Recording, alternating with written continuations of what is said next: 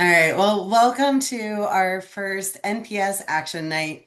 It's really exciting to see NPS employees gathered together to have an impact with our collective voice.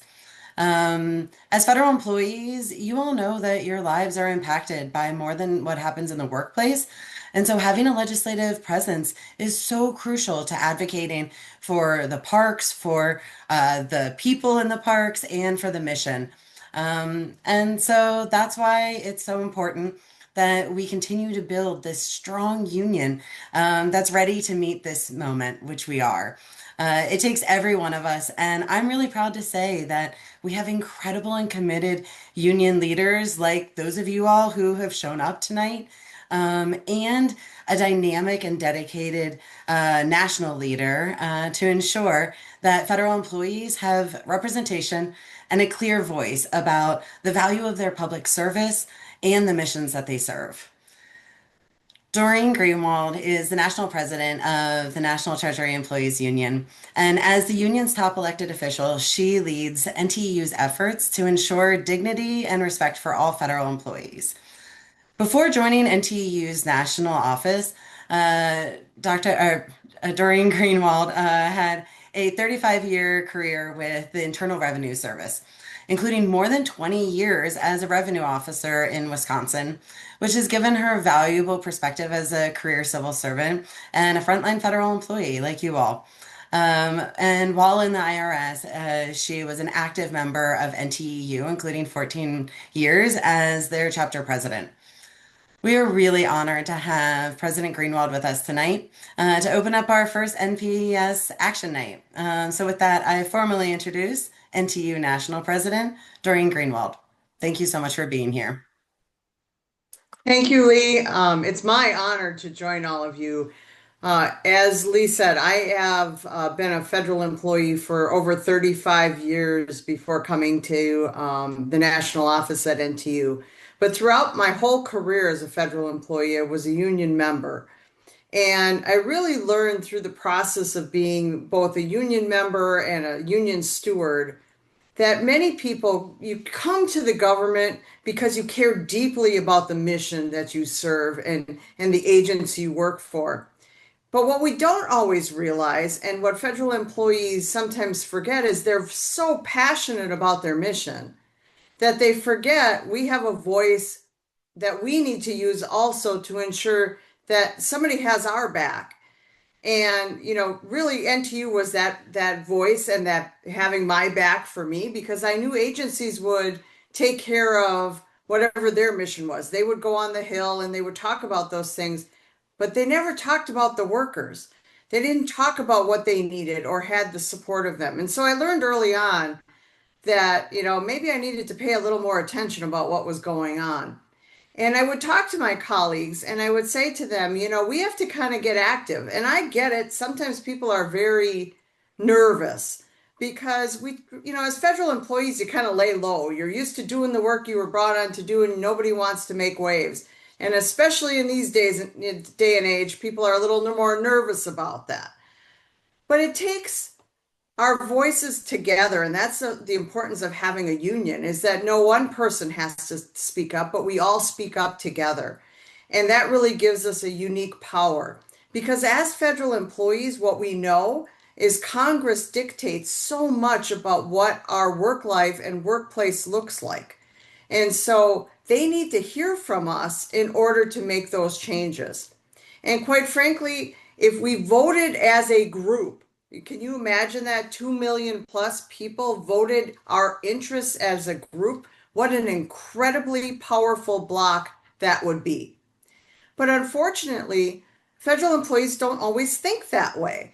They think more about other things. And I have a great respect. People can vote how they want. They have a lot of issues that are important to them. But I try to remind people, you have to take care of your home first. And I consider your home being, because where you spend most of your time is at work. So we all kind of are a work family, and we spend time at work. And so if we don't take care of those issues, making sure we have good pay, because as a union, we can't negotiate your pay. Making sure that there's good options for health insurance for employees. I mean, we all have seen the rates for health insurance for the federal workforce is going up through the roof. Pay isn't matching that. That's a huge concern. Different flexibilities and programs for federal employees, and just making sure that our agencies have the resources that they need in order for us to achieve our missions. The National Park Service is one of those areas where there just hasn't been enough funding given to the Park Service. I think most National Park Service employees their grade scale is low compared to people in other agencies that have like jobs. And so, how do we get around that? How do we fight for that? That takes place in Congress, where we have conversations about agencies and making sure that there's proper funding there. Because when you train people, they have to be able to survive. They have to live in the areas in which they work. And it's a struggle right now for National Park Service employees. And so, how do we fix those things? It takes a village, it takes all of us to make our voices heard and be specific in our asks. Never assume Congress knows what we do. I grew up, I like to say, because I started in the federal government when I was two. Um, and I say that because when you start out in the federal government, I worked for the IRS, a very popular agency among Congress. And people would say the minute you walk in the door, anybody here you work for the IRS, they'd ask you some tax question because they assumed you knew everything. Well, we kind of have that same concept with Congress. We assume all the bills they vote on and all of the budgets they put together, that they have in-depth knowledge about what they're voting on. Well, I'm here to bust that myth because they don't. It's really up to us to educate them and to introduce ourselves to them and build those relationships. They need to know they have federal employees in their backyards as constituents. They need to know what they do for the federal government. They need to understand the role that federal employees play in the communities that they represent. Having federal employees in their communities helps small businesses, helps the local economy, helps provide services for other constituents that they represent. We are key to the success of many Congress people. But because we do our job so very well, we're kind of transparent in the background. And so this isn't obvious to federal employees. So we have to talk about these things and we have to unite together to get behind issues that are important to us. So when I heard you were having a night about talking about getting active and really fighting for what you believe in, that starts with Congress. And, as far as our union goes, we have a strong legislative and lobbying effort on the Hill that works very hard for our members and making sure that we're educating them and getting people in touch with people that can help us in committees, etc. We have a legislative action committee that makes recommendations to the national president about what our issues are going to be. We go to our legislative conference, usually in the beginning of March, and we march on Washington jointly in solidarity against for all of the issues that we stand for. And so really we've seen, and especially this year when all of the challenges have been in place, how important it is to have allies on the Hill. And I don't say that lightly. People will say to me, oh, you lean one way or another. No, I lean with the person who's going to stand up and have the backs of our members. That's my only question of them is, will you stand up for federal employees and will you vote for their issues? Because that's what it takes to get the work done. It's not okay to just talk the talk. We need people who are going to walk the walk. And that's up to us to identify who that is. It's up to us to have those relationships with those people so that when they're on the Hill, they can speak on our behalf. And then we have to make sure we vote them in and we keep them in. And if they don't live up to what we ask for them, out the door they go and we replace them with the next person who's going to support us. We have to be interactive in that process. We can't sit back and assume somebody's going to do it for us. Well, and one thing I will tell you, if you don't have billions of dollars, which as federal employees, It's not why you signed up for the federal government. You're not going to get rich anytime soon. I'm sorry if that's a secret, but that's the reality. You do it because you're passionate about the work. But we have to make a commitment to stay active with Congress because the one thing we do have is the right to vote. And so if we use those votes wisely, we're a very powerful bloc.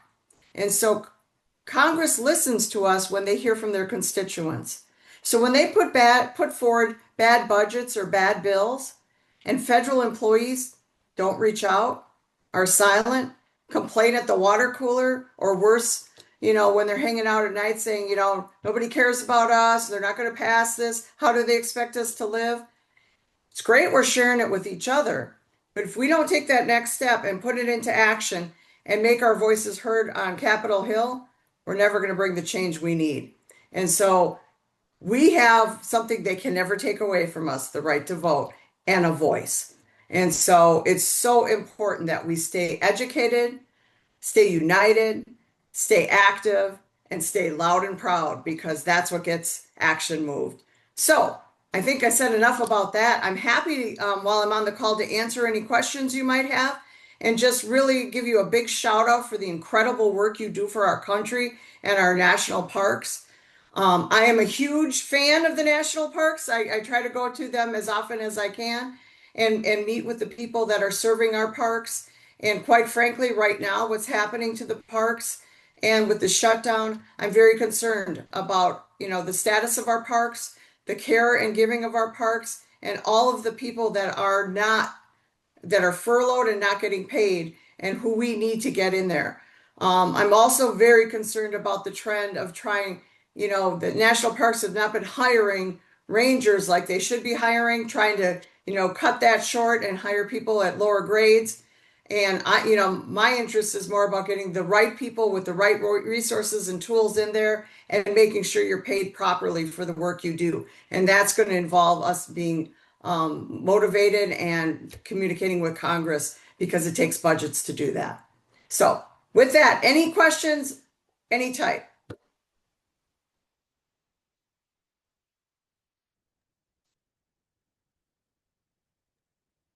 I have a question.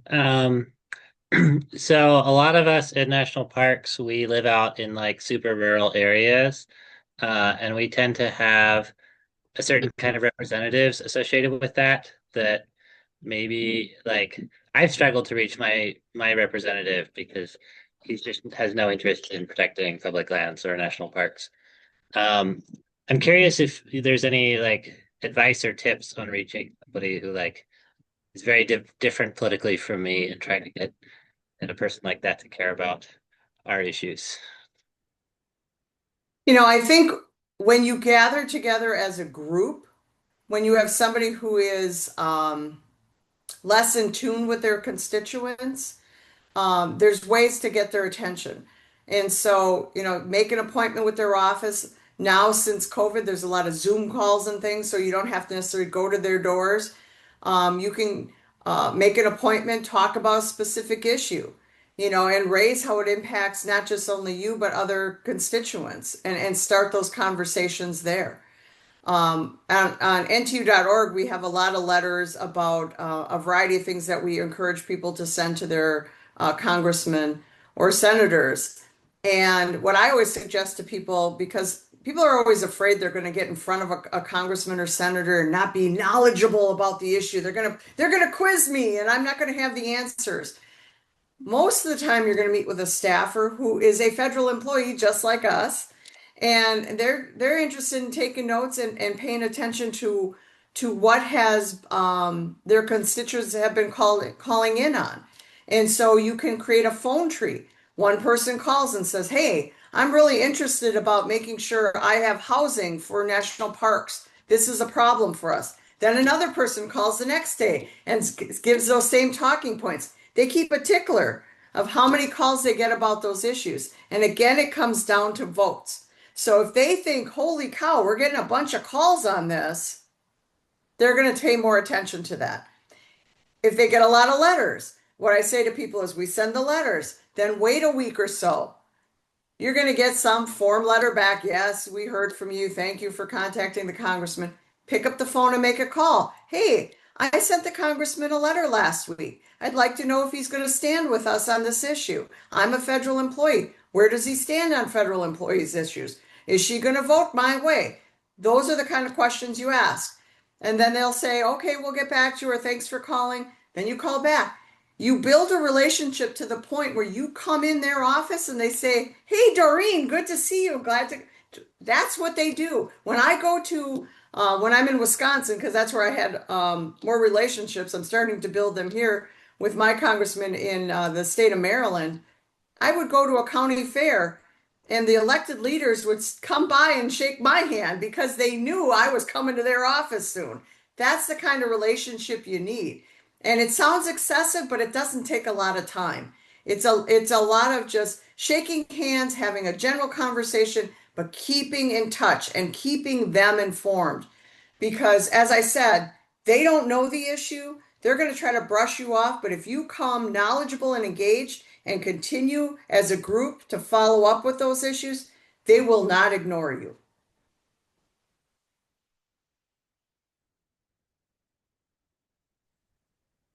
Hey, Doreen. Thanks for Hi. coming on. I had a question and maybe like a couple questions actually. So, like one of the like direct action strategies that we would do, I'm over here at Grand Canyon. So back in February when we had all those federal employee firings, we would do these like postcard rallies where we would just set up a table like in front of the visitor center and provide postcards and stamps, and visitors would come and like write postcards, and we addressed them all to the Department of Interior for them to voice their concerns about federal firings and everything like that.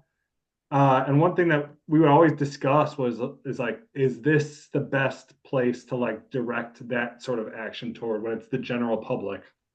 Whether like the Department of Interior was like an effective place to actually mail those postcards to, or maybe there's a different strategy there. I was kind of would be curious to hear your thoughts on that. And then secondly, kind of curious about how like NTEU as an organization is doing like on a day-to-day basis. I imagine it's seems like all the unions are always in the news every day about lawsuits. Like, how are you managing to like keep up with what seems like just this never-ending stream of demands put on you, and yeah, how has that been just kind of affecting day-to-day operations, I guess? So the first question, it really depends on the timing. So there are plenty of times that we've done letter writing campaigns, postcard campaigns, um, sign a petition type issue if we want to draw attention. And so the Department of Interior can be very useful depending on who is in charge. Maybe it's somebody actually like the director at the National Park Service, depending on the issue. I've gone to different agencies with a binder of signatures in my hand. I remember one of my first days on the job, I had to go over to the FDIC and hand a binder. It was my very first day meeting.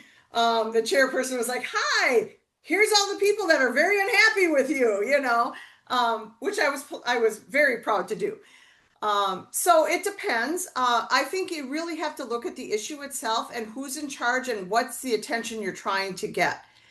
If it's something that can't be fixed by the Department of Interior, or if it's something that they don't have the funding to do, that may not be the best way to do it. Then we might want to do a postcard to maybe the committee, a congressional committee that's working on the budget for those issues, and let them know how unhappy constituents are with the lack of services or the lack of people they can lean on.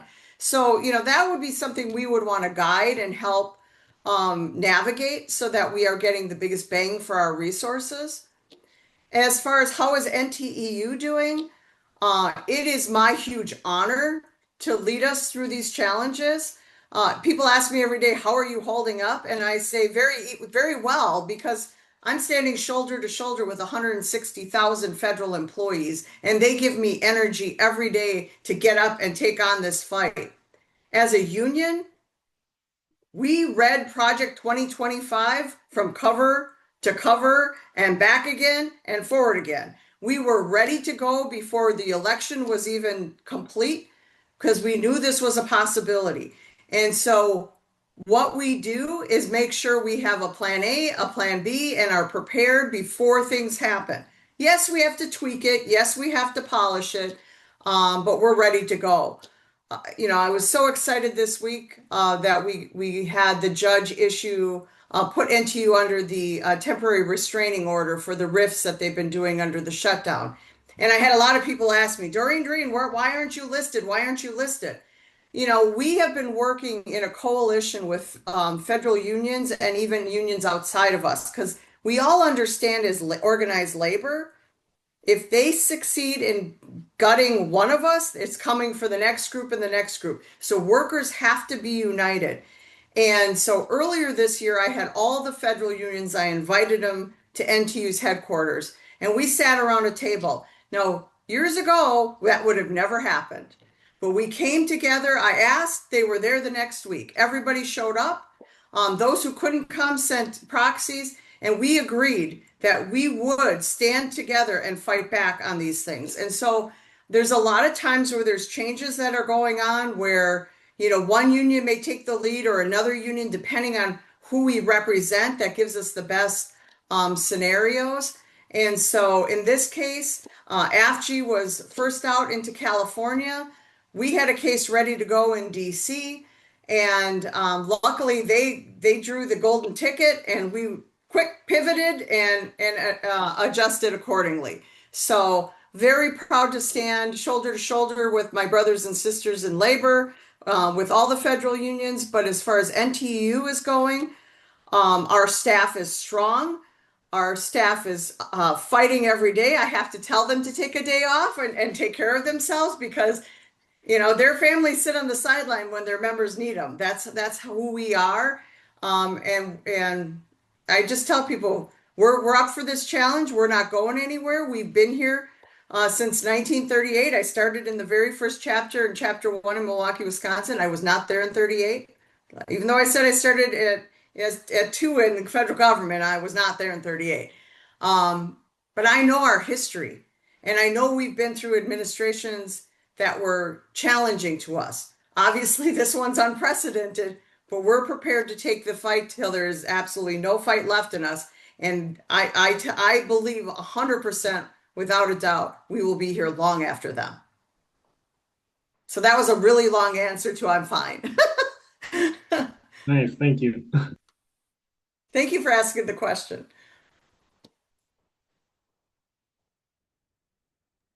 Any others?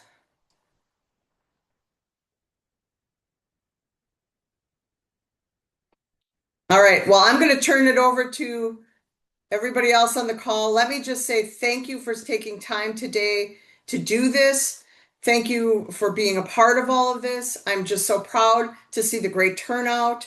Honored to have some time with you tonight. Keep up the fight. We would love to have you as part of the NTEU family. And so we'll keep working to build on that. And so thank you so much for your time tonight, and thank you for inviting me, and I hope to interact with you again in the future very soon. Take care, everybody. Thank you so much, President Greenwald. Really appreciate you being here. So, as we move forward, we've got a couple of things on the agenda. We're going to go through a few tips for how for making calls and writing letters. And then we're going to hear from one of your coworkers about how important this is. And then we are going to take a break and make some calls and write some emails or write some snail mails, and then come back together and talk about how it's going. So with that, I'm going to pass it off to Stephanie to go over some tips.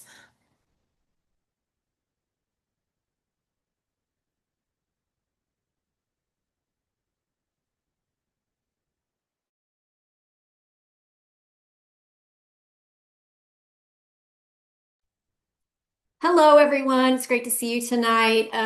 We are planning on making phone calls tonight, doing emails, and then also if you want to do written mail as well, written letters, that is also an option. So we just thought we would give a few tips for each of those things, and then, as Lee said, get straight to it. Technical difficulties for me tonight. Okay, so for calling, here's just some tips for you as you call, and really they kind of transfer whether calling or writing, some of these. And so you definitely, when you're communicating with your lawmakers, want to identify yourself not only as a constituent, but also as a federal employee, so that you're letting them know that you're giving that point of view. Identify why you're calling, what it is you're calling about. If it's on a specific legislation where you have the bill number or the title, that's great. Or if it's just more of a general type of issue, letting them know up front, like, this is why I'm contacting you, and this is the issue at hand. Clear and concise is always good. We want to keep things professional and make sure that we're not rambling when we are on these calls. We want to make the issue personal. So provide real examples. How is this affecting your life, or how could it affect your life and your job and the mission of your agency? What kind of impact is it having? And then ask for their support. So it's kind of just a step-by-step process. When you ask for support, give specifics about what it is you're wanting them to do. So if it's, vote for certain legislation, help push something through, in the shutdown, whatever it is, you want to make sure that you have that ask in there to direct them how, as you as a constituent and federal employee, would like for them to solve this issue. I think all of our communications have with NPS employees are always professional and have been very positive. And so I don't think that I need to really dwell on the tip of be positive and be friendly. It's kind of what you do for your job and in your life anyway, being a park or program employee. And then, when the lawmaker, if the lawmaker has been traditionally friendly to our issues, it's good to compliment them on that and thank them for the things that they have done, and for being supportive when they have been supportive. I know in some of our areas that we might be calling tonight, or where our parks are located, we do have some friendly legislators, and so we want to let them know that we appreciate them and the hard fight that they're having right now, with all of the challenges. And then, as Doreen said earlier, it's important always to follow up. And so if you don't hear back, or you had to leave a voicemail, you'll want to circle back around and just let them know that you're still paying attention to that issue. Thank them for any positive support that they've given, or remind them that you're still out there and watching what they're doing all the time. So there's just a few tips for calling this evening or any other time that you're making calls to your lawmakers. For letter writing, it's pretty much the same plan. I mean, you want to do all of those things. You want to identify yourself as a federal employee. You want to identify yourself as a constituent, a voter. And, a letter is a little more formal, so you just want to make sure that you use the proper terminology, addressing them properly. Again, make it personal. So give your story, give your example, show how this is impacting you or affecting your agency's mission. Again, be very specific about what it is that you're contacting them about and what it is that you're asking them to actually do.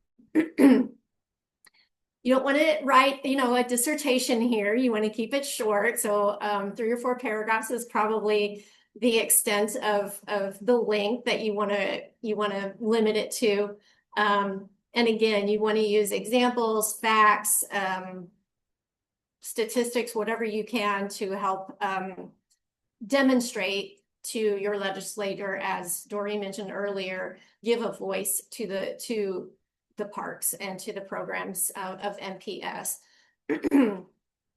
And then again, you want to express your appreciation, but also follow up. So if you send a letter, you might want to make a call. If you make a call, then you might want to send a letter. So following up on whether or not you've received a response. If you've reached out and you've gotten no response, then follow up and let them know, hey, I reached out to you 2 weeks ago and I still haven't heard back, or I still haven't heard from you. That way they know that you're paying attention and watching what they're doing. So those are just a couple of things for tonight. If you are using, you can use our Legislative Action Center, and there are lots of other platforms that help you compose your letters, your emails. I believe we have some scripts to use as well. And so, you can use that for the email letters and also for handwritten letters if you choose to go that route. So those are the tips that we wanted to go over quickly, and I will hand it back over to Lee. Awesome. I'm starting to drop a few links into the chat. The first link is for NTEU's Take Action Center. There's a ton of resources there. This one takes you to kind of the main platform. And I've got, I think we probably each have a few districts mapped out for where parks are. But if you're from a park that we didn't map out, or you want to call where you maybe are registered in a different state or different area, you can look that up off to the side. Right. It says election center. Find your election center, and you enter into your address. There are a ton of scripts, as Stephanie said. They're on a bunch of different issues that you can very quickly connect to send direct emails to, but you can also use those scripts to then make calls. That's really easy to convert one to the other.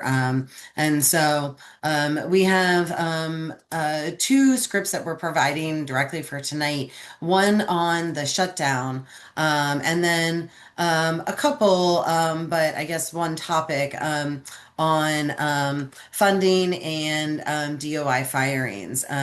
The shutdown script comes from NTEU directly, and the DOI firings and fundings. Actually, we took some scripts from a couple of different places, from Five Calls, who coordinated with Resistance Rangers, actually just today, to update a new script.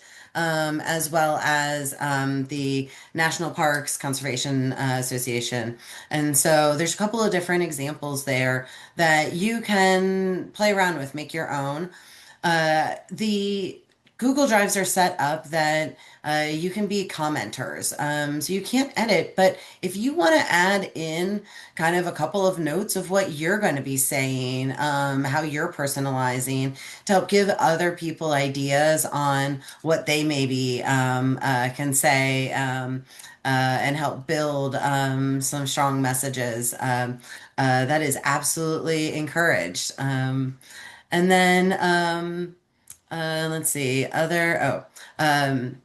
this is for parks in the IMR region, some pre-mapped uh, uh, members of Congress that are associated for where each of the parks are. A couple of parks span districts, and so you may see them separated out with a couple of different listings. And then I'm going to share one more. Um, uh, link that is part of our Take Action Center, but this got brought up earlier about knowing how your senators and representatives have already voted in alignment with at least federal employee issues. Um, it can be really simple because NTEU tracks that. And so you can go with these profiles, go right to your state.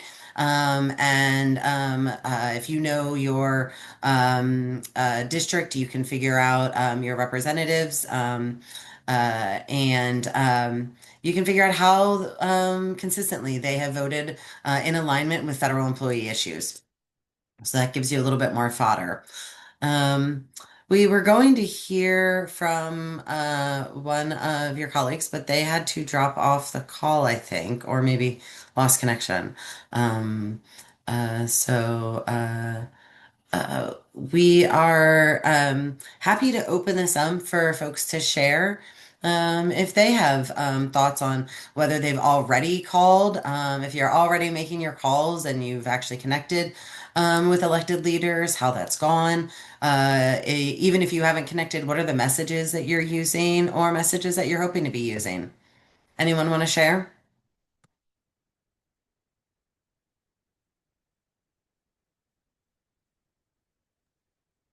Yeah, I call my congressman. He's Eli Crane. It's Arizona second congressional district.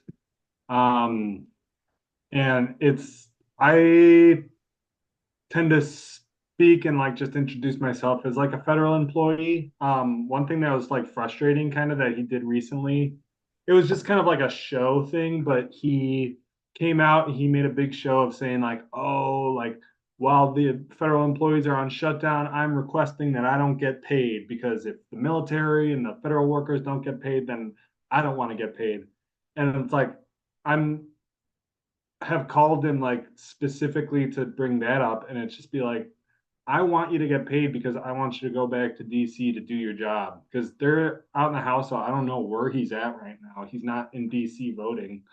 So just being like, I want you to get paid because I want you to go do your job and come up with a compromise. And also when it comes to getting like a bipartisan agreement passed, it's like if your bill's not good enough to get passed, it's not a good enough bill. And so it's like their job is to come up with legislation that everyone can get behind. And it's like it's a skill issue at that point. If your bill's not good enough to get passed, like that's a skill that you have to have as a congressperson to like negotiate. So just kind of voicing that from, I guess it's more of a general like thing, but it's just like I want you to contact your Speaker of the House to encourage him to get back to work because I want you getting paid to work. So yeah. Thanks for sharing, Jim. Anyone else want to share?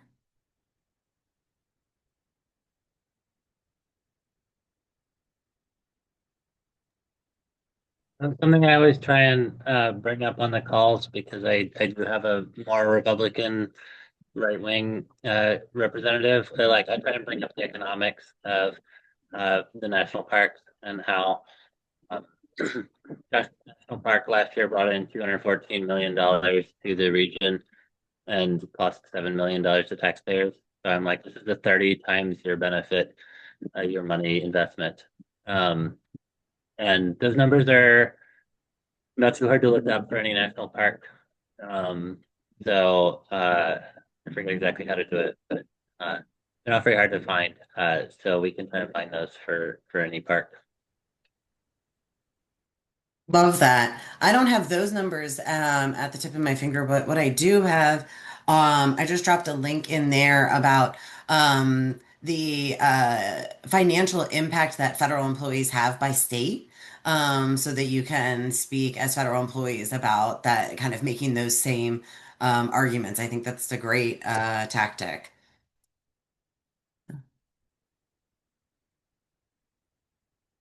We had a good share in the chat. From Congresswoman Fernandez reaching out to one of our participants and talking about how RIFs are illegal during a shutdown. So that was great. Um, Anyone else want to share their messages? Oh, hey, Kristen, yeah, go ahead. Yeah, I got a little tip this morning. I called Martin Heinrich about the what is it, the SO 3012 Shutdown Fairness Act, and how I was like concerned that that essentially sets up like two tiers of government. Like, I'll just call back whoever I want to do my bidding, and all you people will be furloughed indefinitely. And he said y'all should just check out govtrack.us, because that's exactly what he looked the legislation up on. And he was like, well, don't worry too much yet. It's only got a 2% chance of passing. And so he was kind of not just like talking me off the ledge, but like sharing valuable information about how we can also keep track of how legislation is being introduced, where it is, and when it's going to be like sent to committee, so like we can contact those committee members, etc. So govtrack.us is that resource. Thanks for the share, Kristen. Anyone else want to share tips or what their messaging is? Um, Letter address. Oh no, yeah, I think right now they're just those phone scripts. But I think you could add a little bit to those, to definitely turn those into some good postcards.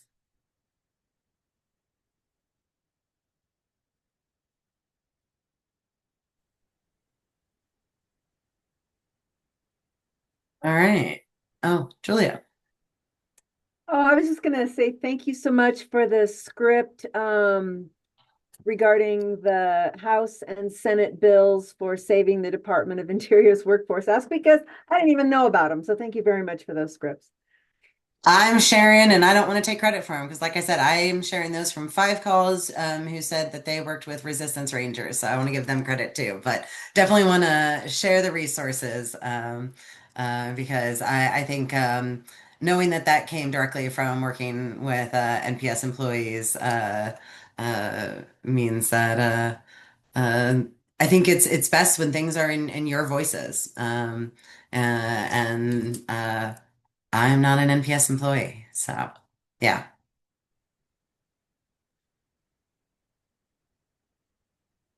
Anyone want to add anything else? I saw Joshua Tree is off mute. Did you want to say something? I am off mute, but you're not can't hear me. Can you hear me now? We can. I was just going to toss in that script may or may not have been written by people that are on this call. Awesome. Love it.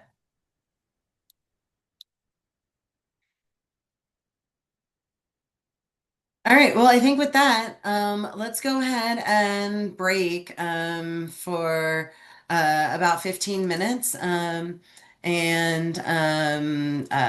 try and make some calls, or start to write some drafts, or create some postcards, make some art that we're sending, whatever we're doing. And then let's check back at let's see, it would be 9:30 East Coast time, so 7:30 Mountain, 6:30 Pacific time. See you all in a few.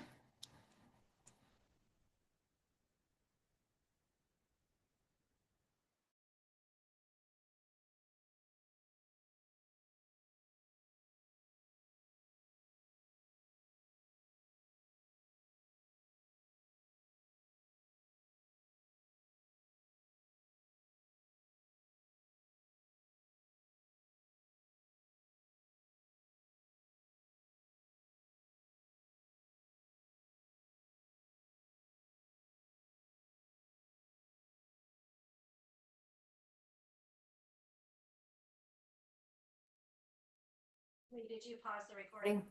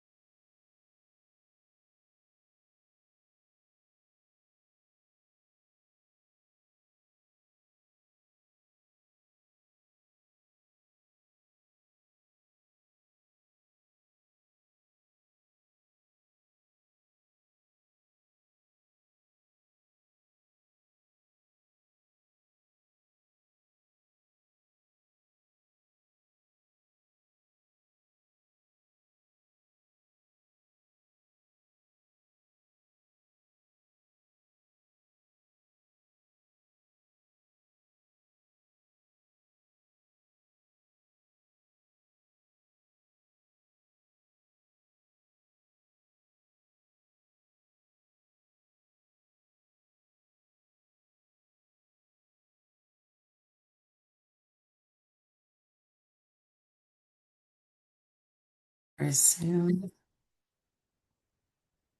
Uh, we can regather, hear how it's going. I also think possibly we can hear from one of your colleagues uh, about how important this is. So maybe, Perry, are you available? Did you want to give testimony? Sure. Yes. Awesome.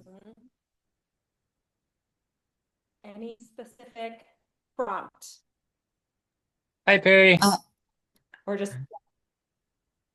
what I I would learned, why say, this is yeah, why this is important, what message you want to share with elected leaders, what message you're sharing with others. What's important right now? well, I guess I don't know how this message would come across to elected leaders, but for me, what I have really felt like what has really been hitting home like this last week or two, is how much the process of unionizing and being a union and forming a union is about finding common ground and like places where I agree with people who I may not have a lot in common with otherwise. And like that process of like talking, just walking up to people I would never otherwise talk to, who I didn't even know worked here, and just chatting, learning what they're concerned about, what they struggle with, what they care about, and finding that there's a lot of overlap there has been a really inspiring thing and a really like kind of restoring my faith in humanity in this like dumpster fire of a political climate. Like the things that divide us on a national level and in like this national dialogue are often quite far removed from the things that are like that we all need to like get through the day and get through the week. And we have a lot more in common than we think. And that has been very inspiring to me in these times.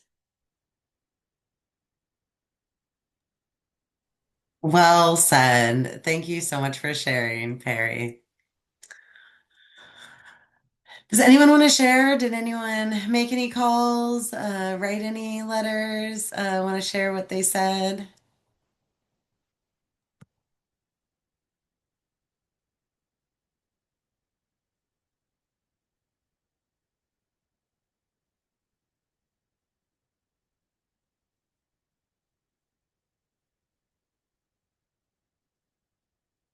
I, I'd like to share what I wrote.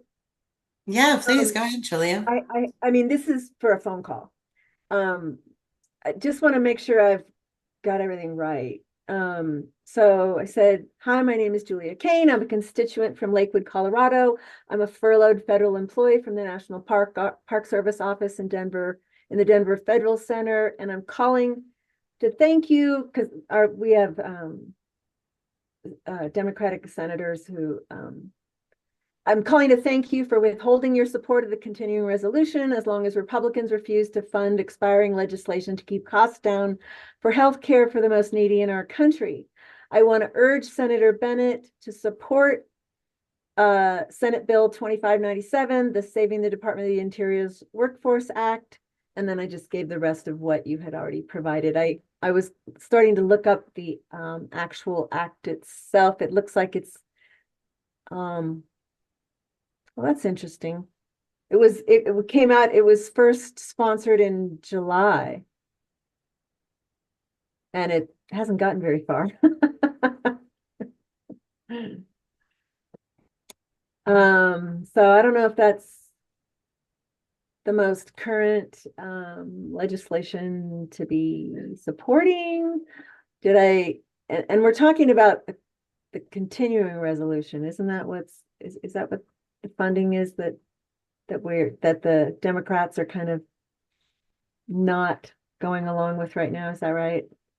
Yeah, there's a couple of different, so there's the continuing resolution, but then there's also a couple of different bills that are more directed at specific, department or agency funding. Okay. Guess I gotta figure out what those are. Okay. Thank you for sharing, Julia. Yeah.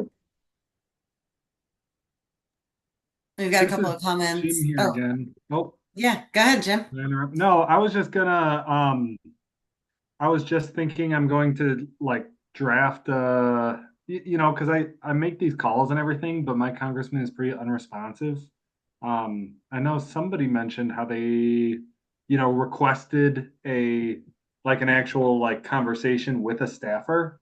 Um, so I think I'm gonna I'm just starting to draft something where it's like instead of just like voicing my concerns like directly like that, I'm gonna just in writing request to speak with a staffer as like a concerned federal employee or something like that. So I love that. that's the move, I think. It'd be great to get a group of folks together, whether that's a Yeah, yeah. call or a field trip.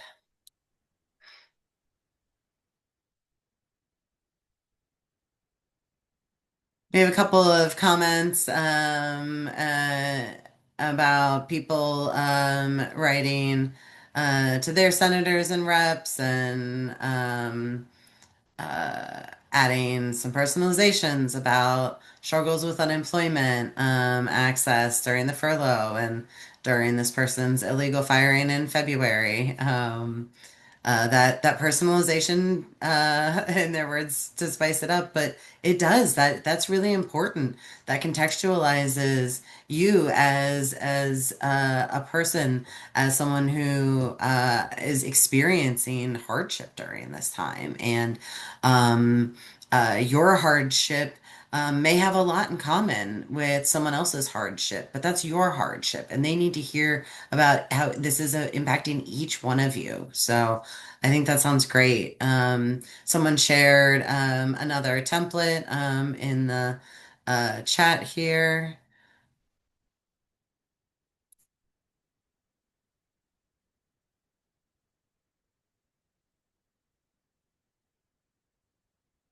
Stephanie, did you want to add anything before we go to another break?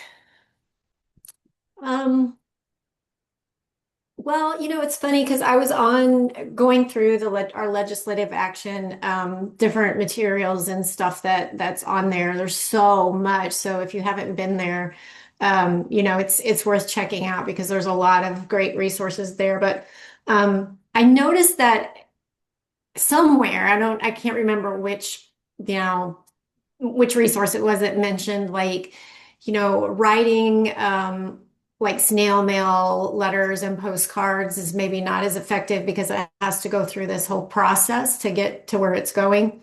But also, I think that now, and some of the things I've been seeing, on the socials and things like that, kind of flooding that process with incoming mail is a tactic that people are using now. So I still think that there is an effectiveness to the snail mail and written, and then I know we have a lot of creative folks on our organizing committees because we're always at our events. There's always crafts and things that are incorporated, and so getting creative with those concrete letters, those handwritten letters, I think is another great tactic. Not as quick, and yes, maybe it doesn't get there as quick, but I think of that old black and white movie, and I can't remember the name of it now, but where all the letters come flooding in when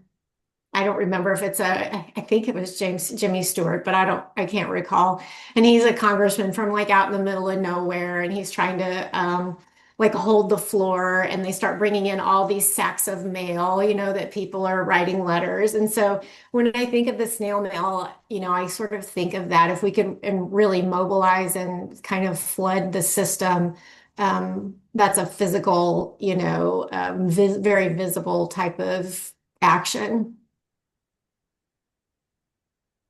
Love that. Yeah, the I'm sure that our folks um, that are have all kinds of different access to different levels of creativity. It could make some really memorable, personalized messages that someone can hold tangibly in their hand and think about the person who created it. And um, uh, that's really tough to then throw away, to discard. So I love that. I picture these lawmakers like opening up letters like glitter bomb letters and things like that for whatever reason. That's where my mind goes. I think it'd be kind of fun. Um, Anyone want to share before we go to a break? Oh, we've had a few new folks join. Glad to see you all. Anyone want to share their messages about either protecting Park Service or reopening the federal government?